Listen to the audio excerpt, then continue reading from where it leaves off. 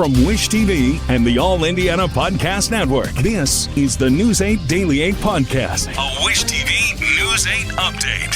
Hi, this is Hannah Mordeau, and this is your News 8 Daily for Thursday, July 23rd. We're starting out with spectacular weather. Honestly, it's kind of cool outside. I don't want to say crisp or anything like that, but well, we are in the 50s right now, so you're going to need maybe a sweatshirt to start the day. Things are going to warm up, be much nicer, not humid at all, but you're going to get up to the upper 70s today. So honestly, some of those fall feels for this July. But hey, enjoy it, get outside, go for a walk. It's going to feel really nice by the middle of the day.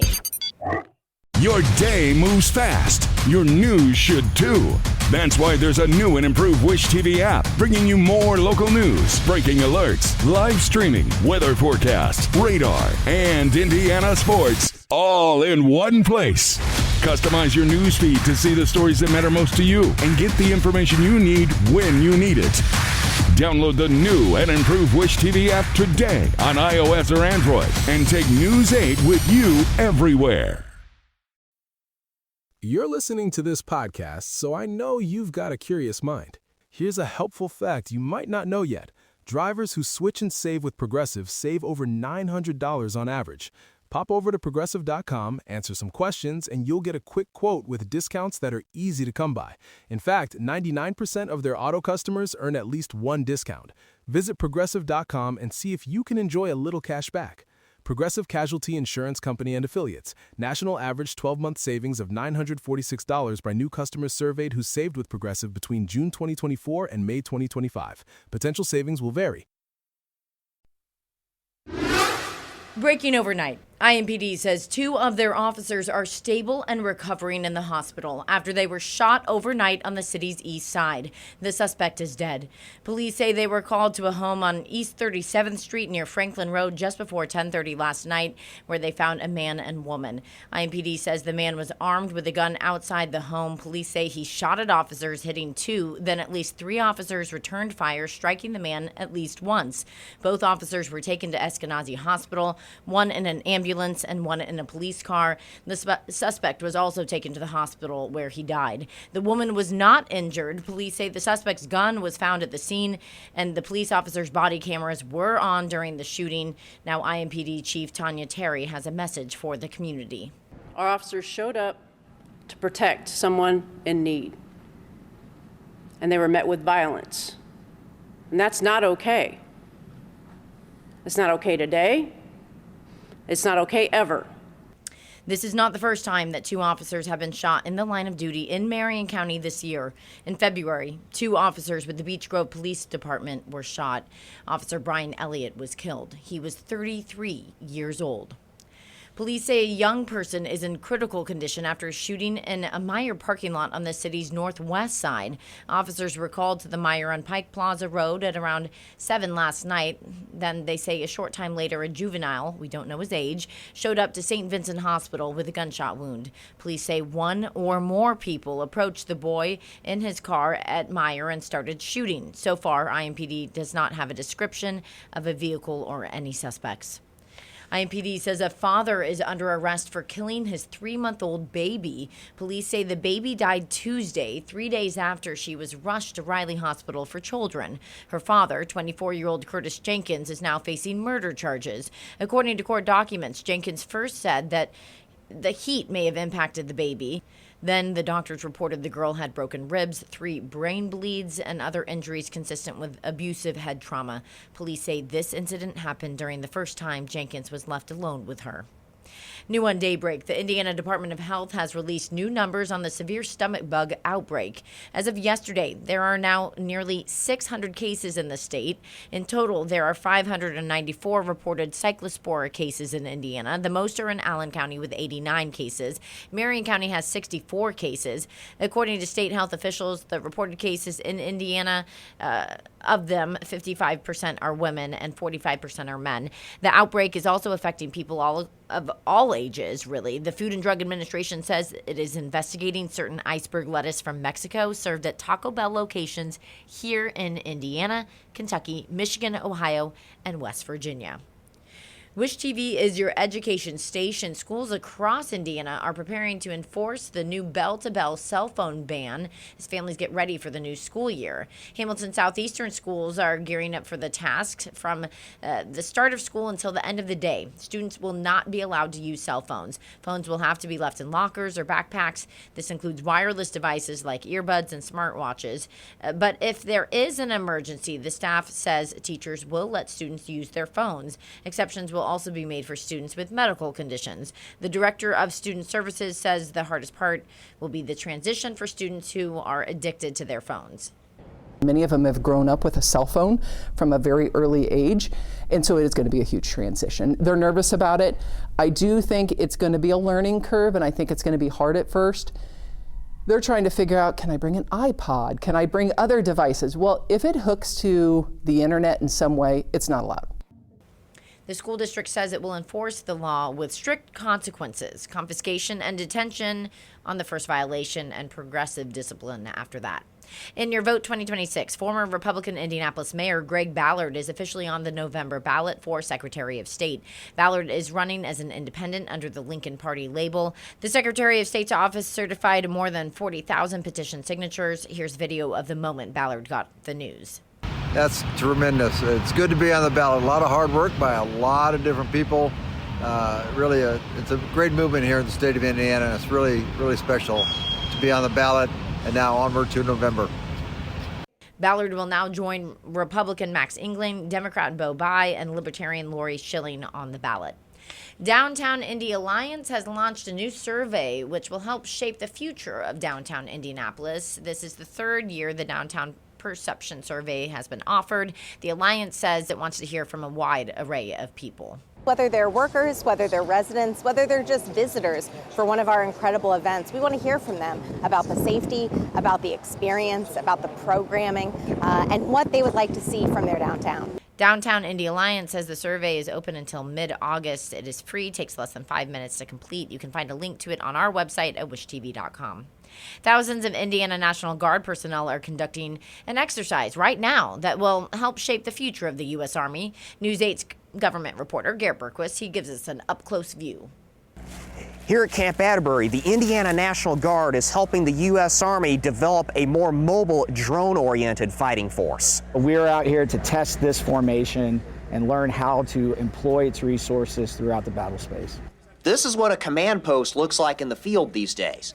Army leaders say drone warfare in Ukraine has shown the need for units that are more flexible and easier to disperse.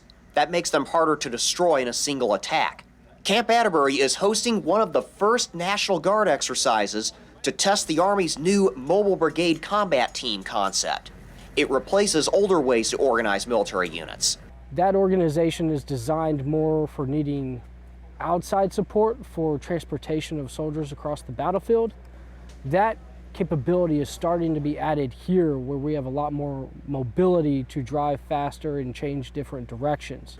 The exercise also gives soldiers a chance to test the latest drone technology and tactics. They did not show us those. I think the big adjustment for us is the speed that we're allowed to go now with the vehicles we have and the capabilities, and also considering all of the implications to this technology.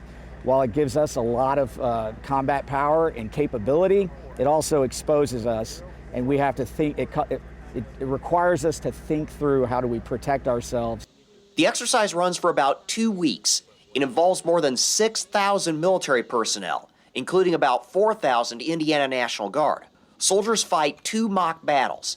Davis says the results are not scripted. We don't want any soldier or airman or anybody to experience something for the first time against an enemy when it's a two-way shooting range. The bottom line is our job to fight and win America's wars through what we call applying land power, right? That's being lethal to win the fight.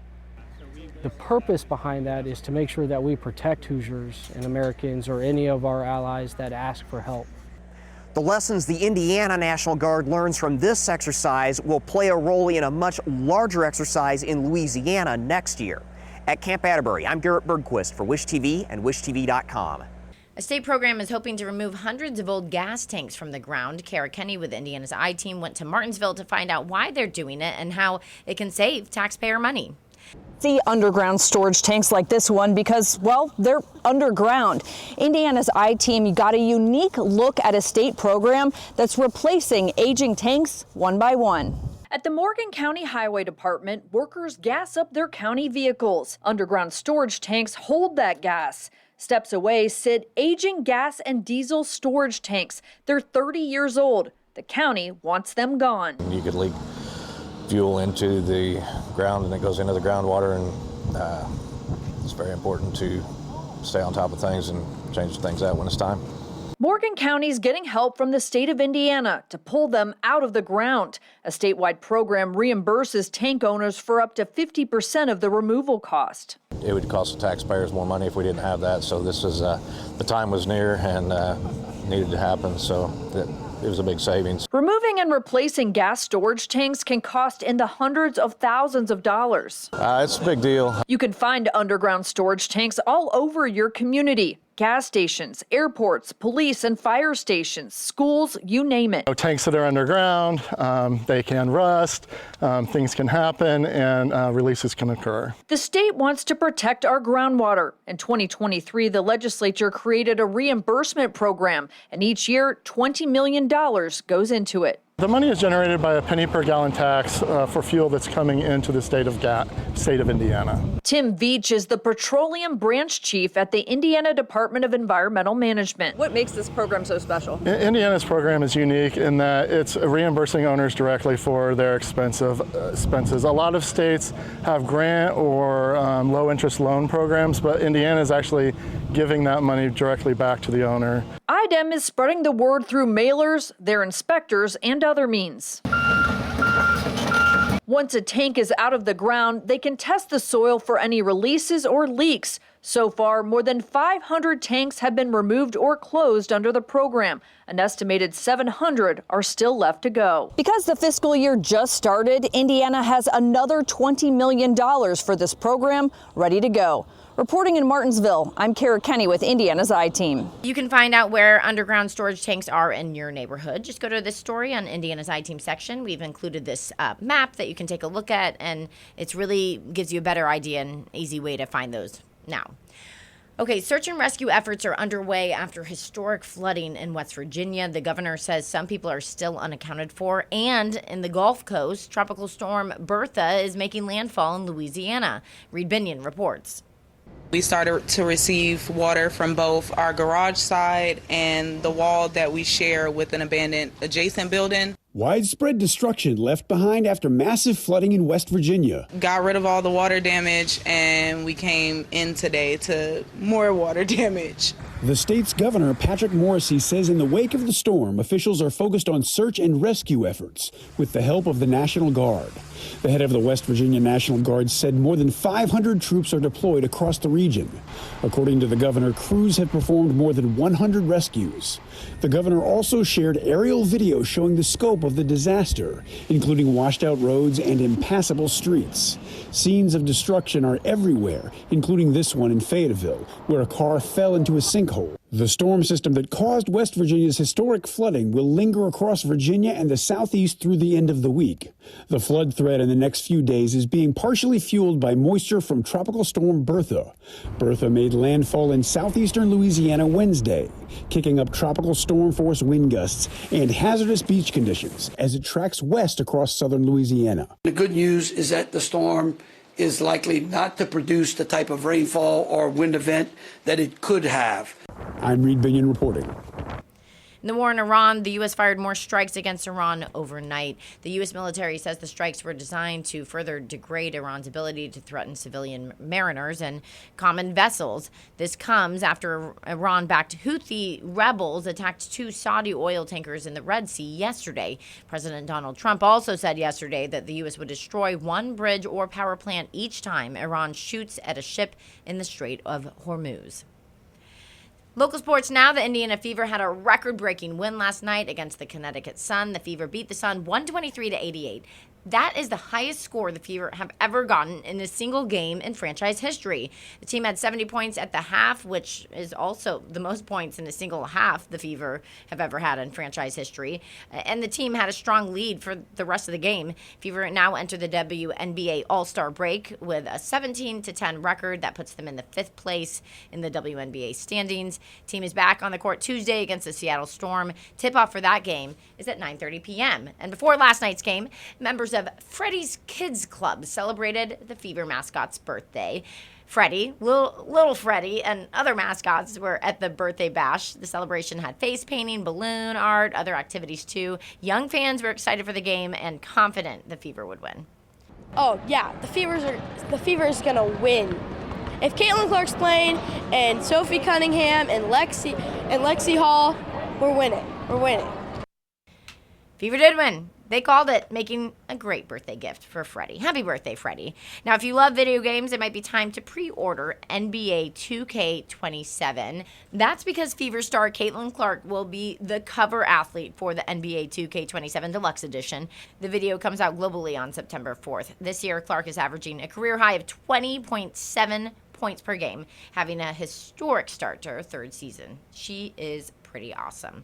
Okay, turning now to IndyCar, where a team is set to make a full-time return to the track for the first time in 15 years. Dreyer and Reinbold Racing announced that it has purchased a charter from Rahal, Letterman, Lanigan, and with the intention of really running a full season in 2027. So it would be the team's first full-time season since 2012. Team says this was just an opportunity they had to jump at. As for who the driver of the car will be, the team says it will make that announcement at a later date. This has been your News 8 Daily from Wish TV. I'm Hannah Mordeau. Watch us on Wish TV and WishTV.com. You're listening to this podcast, so I know you've got a curious mind. Here's a helpful fact you might not know yet. Drivers who switch and save with Progressive save over $900 on average. Pop over to Progressive.com, answer some questions, and you'll get a quick quote with discounts that are easy to come by. In fact, 99% of their auto customers earn at least one discount. Visit Progressive.com and see if you can enjoy a little cash back. Progressive Casualty Insurance Company and Affiliates. National average 12-month savings of $946 by new customers surveyed who saved with Progressive between June 2024 and May 2025. Potential savings will vary. This is the News 8 Daily 8 podcast, a Wish TV News 8 update on demand. For even more, on demand and on the go. Connect with Wish TV on Facebook at wishtv.com and on the free Wish TV mobile app. Thank you for listening. And be sure to like, subscribe, and follow this podcast for updates every weekday morning on the All Indiana Podcast Network and wherever you get your podcast.